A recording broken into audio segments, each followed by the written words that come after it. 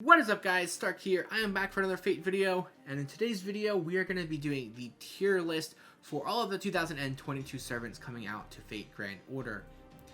Now, admittedly, I did do like half of this video already and my recording crashed, so if you guys kind of see me blowing through the first half of these servants, it's because I pretty much already did this and I have to redo it, so I'm a little annoyed about that. But anyway, we're going to go ahead and talk about each of these servants a little bit and give you my personal tier ranking for all of them. So first up we have Abigail, who is going to be a foreigner servant, so she's not going to switch between her normal version and her summer version. She's going to stay 5-star and foreigner for both. She's pretty much a debuffer. She has a really cool ability in being able to sleep the enemies, so it's kind of like a stun, but if you attack them they'll wake up. It does last for 2 turns, and you'll also be able to do more damage to enemies if they are asleep, so that's pretty cool. She does have a couple other debuffs out there, but more generally speaking, she's just a debuffer. Not going to do a lot of crazy damage or anything like that. She's pretty useful in those situations where you need that, but more often than not, you're not going to need it, and I'd rather just use the original version of her. So we're going to put her in the C tier. Next up, we have Caster Artoria, who, if you don't know anything about Fate, I guess you might not know who she is, but pretty much every player knows who she is and is getting ready for her for the anniversary. She's going to be the arts character, meta character, support character like Scotty and Merlin. But for arts teams, she's going to make the meta change from quick to arts, and have a pretty good stranglehold on that for a long while, and definitely still one of the more popular characters in the game right now. Fantastic character. Go ahead and move her into the S tier. Next up, we have Summer Brynhild, who is going from Lancer to Berserker, as well as 5 stars to 4 stars. Pretty good character in my opinion. Not the best. I don't really think summer characters are really all that special. There's a couple that are really good, but outside of that, most of them are just mid, and they're kind of just there for their summer costumes. So don't expect any really high rankings for a lot of these summer characters.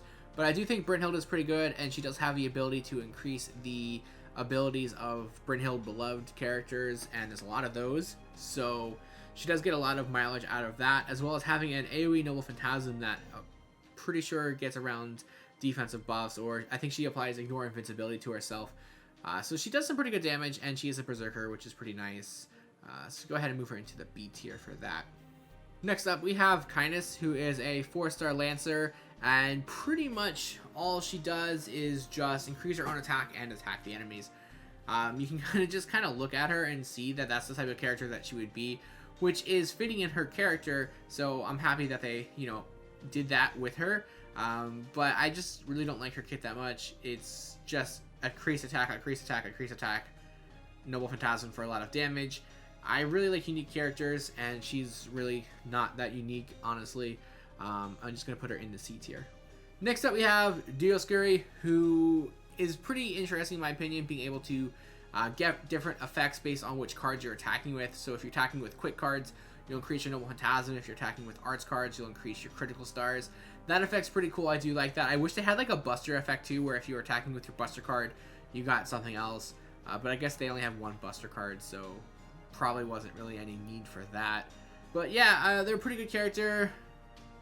I feel like they're underutilized a little bit. Not too many people talk about them, but I do think they're pretty good on paper, and I am going to go ahead and put them in the B tier. Next up, we have Ilya, who is going from Caster to Archer, going from 5 stars to 4 stars, the summer version of Ilya.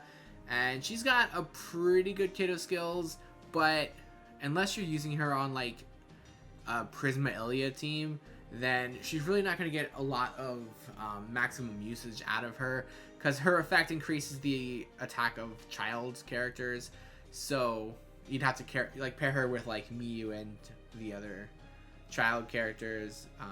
I don't even know what other characters. I guess Chloe would be in there too.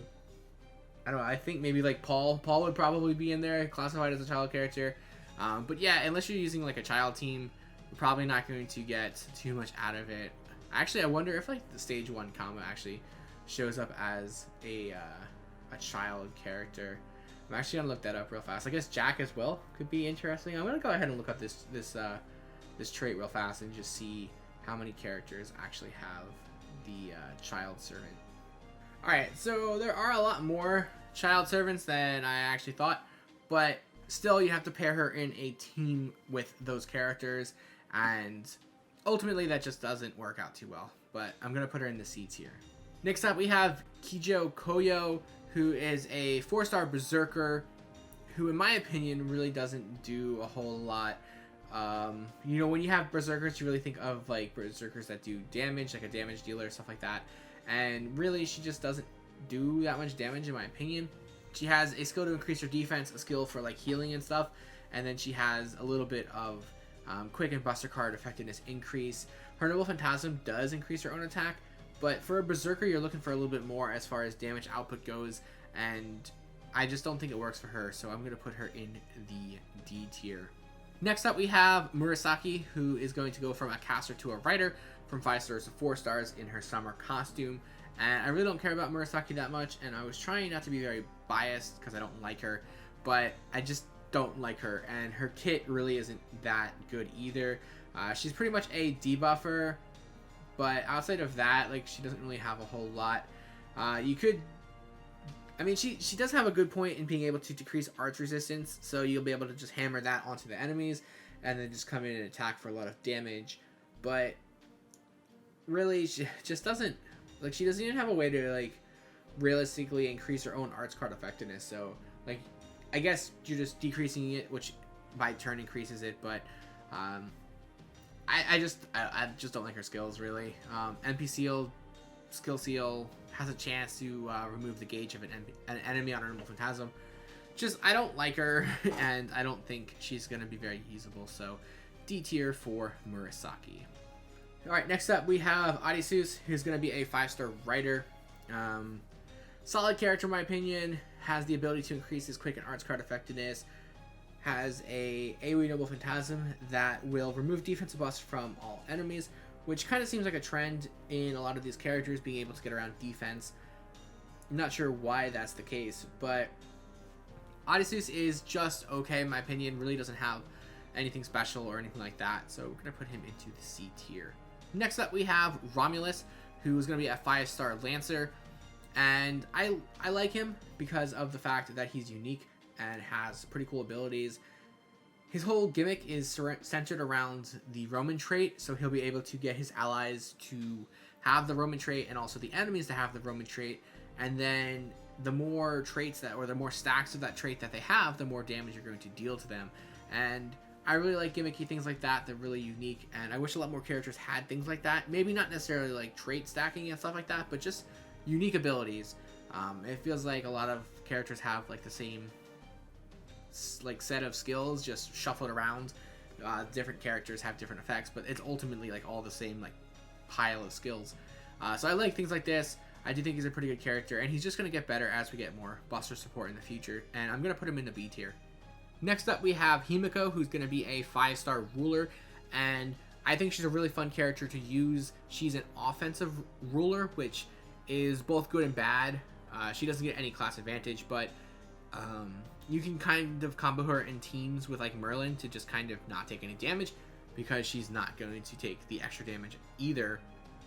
And she has a lot of buster support for herself and crit support, so you're going to be able to do some really good damage with her. And she can also overcharge the Noble Phantasms as well, so you're going to be able to get the extra effects off of that. And ultimately, I think she's just a really fun character to use, and I cannot wait to get her. Next up, we have Saito Hajime, who is a 4-star saber, who looks eerily similar to Elder Togoro, if you use him like a Japanese samurai school type of thing. Anyway, he's a pretty good character. He does some pretty good amount of damage. He's very self-sufficient and selfish, just has a bunch of effects to increase his own attack. And ultimately, that's pretty much all he does, just increase attack and do damage, and very similar to Kindness, so he's going to go into the C tier. Next up, we have Oda Nobukatsu, who is essentially just a support character for Nobunaga allies. He has a lot of stuff that happens when he dies, so he can heal his allies, increase their Noble Phantasm gauge, and he has a few other effects to help increase the effects of your Nobunaga allies. But unless you're using Nobunaga allies, you're probably not going to use this character, and ultimately he's just really not that good. He is a 1-star character, so you couldn't really expect too much, but he's going in the D tier. Next up we have Van Gogh, who, in my opinion, is the character that I want to physically use the most in 2022. I don't think Van Gogh's better than Castor Artoria, but I'm really looking forward to using Van Gogh more than Castor Artoria. Castor Artoria is a staple for pretty much any arts team, or really any team in general, to be able to like loop Noble Phantasms and stuff. And that's all well and good, but it doesn't really make the game that fun. You'll be able to clear content really easily, but as far as fun goes, I think Van Gogh is extremely fun. Much like Romulus, she has a gimmick in curse stacking, and she does a lot of really cool things with curse stacking. She can like curse herself, curse her allies, curse the enemies, and then like absorb all those stacks to just further increase her abilities and do a really good amount of damage. She has a buff Noble Phantasm as well, which also can stun the enemy team. So you get quite a lot out of it, and you could do some really good crit damage and some insane numbers, and she's going into the A tier for me. And then next up we have Nemo, who has some pretty good abilities, but the huge drawback for Nemo is that you need to be near water or imaginary space in order for you to get all of the abilities, and that's, I don't like that. I hate like stage abilities, especially when you can't generate it yourself. You have to rely on what you're doing, and yeah, Nemo's really good for the event that they come out in, but outside of that, they're just really not going to be that great, and they're going to go into the C tier. Next up we have Doman, who is going to be a pretty good character for like evil teams, right? So a lot of his stuff increases the abilities of evil allies and chaotic allies, and that's really cool. I really want to make a team like that. I really want to get the Archer of Shinjuku to combo them together. I don't have him yet though, unfortunately. His first skill is also really nice in being able to just completely debuff the enemy team, decreasing the attack defense, stunning them, and confusing them all in once. It also applies curse as well, so he's got a lot in that skill. And it's only got a 6-turn charge time, which is pretty good considering what you actually do with this character. And then he's also going to have an AoE Noble Phantasm that could also inflict instant death. And he does a lot of curse damage as well, so you could realistically combo him up with Van Gogh as well. And that's certainly something I'm going to try to do once I get them. Hopefully I do get them. Anyway, I'm going to go ahead and move him into the B tier. Alright, next up we have Watanabe no Suna, who's going to be a 4-star Saber. This guy can turn out some pretty insane damage. He's pretty much very similar to Hajime in the aspect of him just being a self-sufficient 4-star Saber. But in my opinion, I do believe that he could hit for a significantly higher amount of damage than Hajime does, so I'm going to move him up to the B tier. A little bit higher, but I do think he can do some more damage. So next up we have Ibuki, who is going to be a 5-star Saber, and very similarly, she does pretty much the same thing as both Suna and Hajime, just being able to just keep attacking or increasing your own attack to do some pretty good damage for their Noble Phantasm. The difference is Ibuki's Noble Phantasm is going to be AoE. It'll ignore Invincible. Well, she'll apply Ignore Invincible to herself for 1 turn. Also will ignore defense and decrease the buster resistance for all the enemies for 3 turns. So you're going to be doing a really good amount of damage, and she also does have a lot of buster and attack support to herself to be able to just do a little bit more damage to those enemies, and that will be just enough to get her into the B tier. Alright, next up we have Friedra, who is going to be coming out towards the end of 2022, and she's going to be a 5-star Lancer who's going to be like an AoE Arts Lancer, which is pretty rare. There actually aren't any 5-star Lancers in the game for NA that have AoE Noble Phantasms with Arts cards, so if you were looking for something to do with that, then Friedra is your go-to for that. There are a couple other options. You do have Finn, and you also have Mysterious Alter Ego as the other option. The only 2 other options in the game right now that are AoE arts for Lancers. But I do think she's kind of like mid in my opinion. She's really good for arts, which is what the meta is going to be, so you can get a lot out of it. But other than that, she really doesn't have a whole lot there. She's got a little bit of support, being able to increase the own Noble Phantasm gauge for 5 turns, which is pretty nice. Increasing the Noble Phantasm strength for all of your allies for 5 turns is pretty good. But it only lasts 1 time though, so you don't get it for 5 turns. That would have just been a lot better. But yeah, she's just pretty mid in my opinion. She's not limited, so you can just kind of pull her whenever. I make it sound so easy, but you don't have to go out of your way to get her. You could probably just get her at some point later on. So I'm going to put her into the C tier. Next up, we do have Santa Carna, who is a welfare servant, so you should be getting him just by default. I actually think it's the first event character that we've talked about so far in this video. But I think he's pretty good too. I don't know why he's a saber. It doesn't make any sense. But I guess I don't know what class realistically he could be as a boxer. So whatever, I don't know. It doesn't really matter too much. But he's a pretty good character, being able to increase his damage output by a pretty good amount. He also does have the ability to give an ally a Noble Phantasm battery, which is pretty good. It's only 20%. I do wish it was a little bit higher, but yeah, I guess it is what it is. 20% is pretty good if you combo it, with one of the 80% start gauge CEs. And his Noble Phantasm is pretty good as well, being able to deal damage and remove guts, which is pretty unique in my opinion. Being able to just rip the guts off of an enemy is pretty nice. I don't know how much it'll actually trigger against bosses. That's not something that I've ever really tried. But ultimately, I do think it's a really good character, and it's Carna, so we're going to move him into the B tier. Next up, we have Sei, the 5-star archer, as your Valentine's Day servant this year. Pretty good character in my opinion. She is Scotty loopable, so if you were looking for another Scotty looper that you wanted to try out, maybe you're getting bored of using Lancelot all the time, or Valkyrie, or whoever your go-to is, you could theoretically use Sei as a Scotty looper. She does need a little bit of work to get there, but certainly possible. Outside of that though, she does have some pretty good effects, increasing the attack of all of your allies and the Noble Phantasm gauge of all of your allies, and healing them as well as increasing her own quick card effectiveness and her own Noble Phantasm gauge. She's pretty good in that regards, and she also does have an AoE Noble Phantasm, as I mentioned with Scotty looping. Does pretty good damage. She does special attack against quite a few other servants in the game as well as human attributes.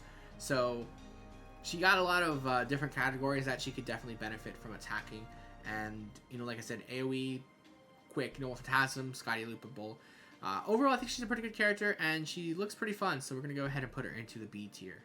Alright, next up we have Summer Kiara, who is a Moon Cancer, and she's pretty unique in my opinion. And actually, I don't even know if I'm going to be able to explain this properly. I've never used her before. I've never seen anyone use her before. So I don't know if I'm going to be explaining this correctly. But anyway, she has a really, really unique ability that is going to be able to enhance the ability of her skills. So her first skill will allow her to have a skill rank up state for 4 turns, and you gain 1 every turn. And then her second and her third skill actually will get better as you gain more skill rank ups. So, like for example, her second skill increases her own Noble Phantasm gauge and gains critical stars. So you're at 30% for your gauge as the battery at base, but then it can go up to 50% depending on the skill rank up stacks. So if you have 2 skill rank up stacks, it'll be a 50% increase to your gauge and also getting 30 critical stars. So that's a really unique thing there. It's a pretty good skill. And then for her second one, you have the ability to apply evasion to all allies, remove sure hit buffs from all enemies, decrease the defense for all enemies, decrease the arts resistance for all enemies, and you're also going to apply fascination status on all enemies. And this is a mental debuff, which is pretty important for her Noble Phantasm when we get there. And then each skill rank up will increase the number of fascination stacks by 1. It also enhances the defense debuff by 5% and the arts resistance by 5%. So as you get more stacks, you're going to be able to get more out of this skill. So you can have up to a 30% decrease to defense, and you're also going to get multiple stacks on the enemies, which is really important because a Noble Phantasm will deal extra damage for every mental debuff on that enemy up to 10 stacks. So could do a pretty good amount of extra damage. And this will be an AoE Noble Phantasm as well, so you'll be able to hit pretty hard with her. She's a little confusing, but ultimately I do think she's pretty good, and I'll put her in the B tier. Alright, next up we do have the final saber of the year, which is going to be the 4-star Tomah Gozan as a summer character. She's going to be an AoE Noble Phantasm Arts dealer.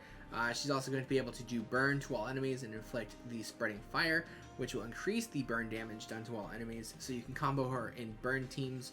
Again, I really do like the aspect of gimmicky characters and stuff like that, but I just don't think that she's actually on par to really be usable as opposed to some of the other sabers in, especially even like the game, but let alone like this year. I do think there's a couple better ones out there that you would much rather use than her. So I'm going to go ahead and put her in the C tier. She does have a pretty awesome Noble Phantasm look though, as far as like the looks of it. Next up we do have Elise Isumi, who is going to be a welfare servant, a 4-star Lancer, who is pretty solid, being able to have an AoE Noble Phantasm that's arts that has the ability to inflict instant death on all of the enemies. She also does have the ability to increase her instant death chance, so it'll make it even easier for her Noble Phantasm to wipe out the enemies. If not though, she does have a lot of crit support, so she'll be able to do a lot of extra critical damage while also applying sure hit to herself to definitely make sure that the Noble Phantasm goes off without a hitch. Pretty good character in my opinion, but not really the best out there. I think she's very useful for like farming and stuff, although she doesn't really even have any sort of MP battery, so probably not even that optimal in my opinion, unless you have like a max kaleidoscope to throw her in there and just wave clear with that and then like, I don't know, plug suit her out or something like that. So I am going to go ahead and put her in the C tier. Alright, next up we have Voyager, a 5-star foreigner who comes out with the board game event. Really looking forward to getting Voyager. I think he's pretty cool. I think he was a little bit overhyped when he originally came out, and now just a lot of people just aren't using him. But I do think he's a pretty cool character. He has a lot of Noble Phantasm support with a 50% battery. His Noble Phantasm will also increase the Noble Phantasm gauge of all of your allies, and it'll also increase them even more if they're pseudo-servants. So there are quite a few pseudo-servants in the game, so if you do want to combo them up, then you do get a lot of benefit out of that. AoE Noble Phantasm, that is a quick Noble Phantasm, does special damage against heaven enemies, so he's a pretty solid character in my opinion. He has a lot of crit support as well. Not sure if you can combo him with Scotty or not. He does have a quick card effectiveness increase to himself, so I don't know for sure if you can combo him with Scotty. I think maybe that's what a lot of people originally saw him for, and then it just didn't work out or whatever the reason. I do think he's a pretty fun character, and I'm gonna put him in the C tier though. No, I lied. I'm gonna put him in the B tier. You know, reviewing his skills a little bit, I do think that he just enough to just squeak into the B tier for me anyway. So next up we have Yang, who is gonna be the New Year servant. She's gonna be a 5-star foreigner, and she does pretty good things as well. So she's a single target damage dealer who is going to do extra damage to burned enemies. So finally we have like a pretty good person to like take advantage of burn, and she will also be able to apply burn to enemies, and also when the enemies attack her, she will apply burn to them with her 3rd skill. So that'll be really helpful to get those burn stacks onto the enemies. And if you are using her with like Tomah Gozan to apply spreading fire, then you're just going to do even more damage to them. She can apply invincibility to herself, as well as decreasing the Noble Phantasm gauge and increasing her own gauge of the enemies, as well as decreasing their defense. So she has some pretty good effects, but all in all, I don't think she's like the best character out there. Now, if you are comboing her in burn teams, that would be pretty cool. So, you know, it does do 3,000 damage at level 1 every turn for 3 turns, which is a pretty sizable amount of damage. And if you do get multiple copies of her, you could get some pretty crazy amount of damage there, and especially if you have like spreading fire and all the other burn stacks as well. So you could get a lot of like dot damage out of that, which could see her go up a little bit in the ranks. But for now, I'm going to put her in the C tier, but that's not going to stop me from pulling for her. And then finally we have Summer Yu, who in my opinion is going to just kind of be like a meh character. I think she's the worst of the 3 new event characters that we're going to be getting this year. Her first skill is heavily reliant on being near water or sunlight fields. But outside of that, she does have a 20% increase to her Noble Phantasm gain, as well as applying Guts to herself. She has a targetable NP battery for an ally. She can increase the critical strength of allies as well as her own quick card effectiveness. And then her Noble Phantasm is a single target Noble Phantasm that does extra damage to male enemies and will also inflict curse and burn on that enemy for 3 turns. It does, well, it's not even based off level, it's based off overcharge as well, so you're probably going to be doing like 500 or 1000 damage each turn. And if you like combo it, not combo it, but if you like look at it like Yang does 3000 at base, so you can definitely see the difference there. It's kind of just like a throwaway ability in my opinion. I'm gonna put her in the D tier. I just don't think she is very viable in my opinion. But yeah guys, that is the list. As I said multiple times, I don't think 2022 has the best set of servants, and outside of Caster Artoria, there's really not any servants that I would highly recommend you pull for. I mean, me personally, there's characters that I want to get to use just to have fun with them, but if you're like free to play or things like that, just save your courts for Caster Artoria and then save for 2023, because there's a lot of really good stuff coming out the following year. And I would strongly suggest you save for those characters instead of a lot of these characters this year. But that's my tier list, guys. Let me know in the comments down below what you guys think is wrong or what you guys would rather have seen. It's you know, tier lists are always like highly like scrutinized because it's just my opinion versus your opinion. So just keep that in mind. This is strictly my opinion, and these could definitely change once I get those characters and use them. I don't really do a lot of research into like the characters that are really good on JP. I kind of just read their skills and kind of make my own decisions based off of that, unless I have them on my account and I'm physically using them. But yeah, just, you know, open for debate. Let me know what you guys think should be different on the tier list, or what you guys think about some of these characters. For now though, that is the end of the video. I hope you did enjoy it at the end of the day, and if you did, feel free to like, comment, and subscribe. And as always, I have the links below to my Twitter, Twitch, Patreon, and Discord, so feel free to check those out, and I'll see you guys next time.